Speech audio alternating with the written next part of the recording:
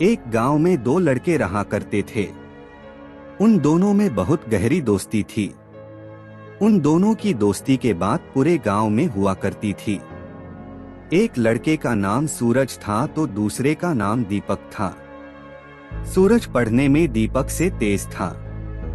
उसकी स्कूल में बहुत ज्यादा इज्जत थी। वही दीपक को स्कूल में कोई भी पसंद नहीं करता था। समय बीतता है। सूरज पढ़ाई में तेज होता है, जिसके कारण उसका सिलेक्शन एक बाद कॉलेज में हो जाता है। वह अपने गांव को छोड़कर शहर चला जाता है। अब दीप का अकेला हो जाता है। उसे कुछ भी समझ में नहीं आ रहा होता है कि वह क्या करे। एक दिन वह अपने गांव के एक अमीर व्यक्ति से मिलता है। वह व्यक्ति गांव के सबसे अमीर व्यक्ति थे, पर वह अमीर होने के कारण किसी को पसंद नहीं करते थे। वह सभी को नीचा दिखाते थे। दीपक को भी उन्होंने काफी नीचा साबित किया। दीपक को यह बहुत ज्यादा बुरा लगा। उसने अमीर व्यक्ति को एक वादा दिया। दीपक ने कहा, आने वाले 5 साल में मैं पूरे जिले का सबसे अमीर व्यक्ति बनकर दिखा दूंगा।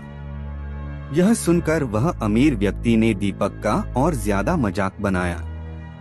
वह अपने घर जाता है और इसके बारे में सोचने लगता है कि वह अमीर कैसे बन सकता है। कुछ समय के बाद उसे पता चला है कि बिजनेस करके अमीर बना जा सकता है। वह एक बिजनेस को शुरू करता है, लेकिन उस बिजनेस में वह सफल नहीं हो पाता है। उसके लगाए सारे पैसे डूब जाते हैं। इसको देखकर गांव के लोग कहते हैं कि तुम कुछ भी नहीं कर सकते हो। तुमने आज अगर अच्छे से पढ़ाई किया होता तो आज तुम्हारे पास एक अच्छी नौकरी होती है। दीपक किसी दूसरे की कोई बात नहीं सुनता है। बस वह अपने काम को करता रहता है। वह करीब 15 नए बिजनेस को करता है, लेकिन हर एक बिजनेस में वह असफल ही होता है। इस तरह से करीब 2 साल गुजर जाते हैं। उसका कोई भी बिजनेस नहीं चला होता है, लेकिन जितना उसने सीखता होता है वह इतना कभी इतने कम समय में नहीं सीख पाता। वह अब एक नए बिजनेस की शुरुआत करता है। यह बिजनेस था जूता चप्पल बनाने का था। जब दीपका के गांव वालों को इस बिजनेस के बारे में पता चला तो उन्होंने दीपक का बहुत ज्यादा मजाक बनाया, पर दीपक ने किसी की एक न सुनी। समय बीतता रहा। दीपक ने जो कुछ भी अपने पुराने बिजनेस को सीखा था उसको इसमें इस्तेमाल किया, साथ ही नई जानकारी को भी शामिल किया। अब 5 साल पूरे हो चुके थे। उस घमंडी अमीर व्यक्ति को एक दूसरे व्यक्ति से किसी बिजनेस के सिलसिले में मिलाना था। जो व्यक्ति इस घमंडी व्यक्ति से अमीर था वह खुद ही घमंडी व्यक्ति के घर आता है। हम आपको बता दें कि उसका घर दीपका के गांव में था। अब तक सूरज भी अपनी पढ़ाई करके गांव आ चुका था। अभी तक उसे कोई अच्छी नौकरी नहीं मिली थी। वह अभी नौकरी की तलाश कर रहा था। एक दिन करीब 25 गाड़ी एक के पीछे एक सूरज के गांव आ रही थी। उस घमंडी के दरवाजे पर गाड़ियां रुकी। वह घमंडी व्यक्ति और ज्यादा घमंड कर रहा था कि उसके जिले का सबसे अमीर व्यक्ति उसके घर आया है।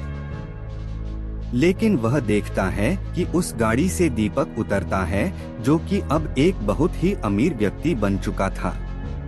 यह देखकर उस घमंडी व्यक्ति को वह बातें याद आ जाती है जो उसने दीपक को कही थी। अपनी कही बातों से वह बहुत शर्मिंदा था। यहाँ पर दीपक उस अमीर व्यक्ति से उसका बिजनेस खरीदने आया था, जो बिजनेस अब डूब रही थी। दीपक सूरज से भी मिलता है। दीपक सूरज को अपने साथ काम करने को कहता है, जिस पर सूरज तैयार हो जाता है। दीपक सुरजा को उस अमीर व्यक्ति का बिजनेस दे देता है। इसके बाद दीपक कभी पीछे मुड़कर नहीं देखता है। वह बस सफलता की सीढ़ी चढ़ता जाता है। यह कहानी यहीं खत्म होती है और इस कहानी से हमें मोटिवेशन मिलता है कि हम चाहे जितनी बार असफल हो पर हमें कभी हार नहीं मानना चाहिए। साथ ही हमें किसी दूसरे की बुरी बात को भी नहीं सुनना चाहिए, जैसा दीपक ने इस कहानी में किया।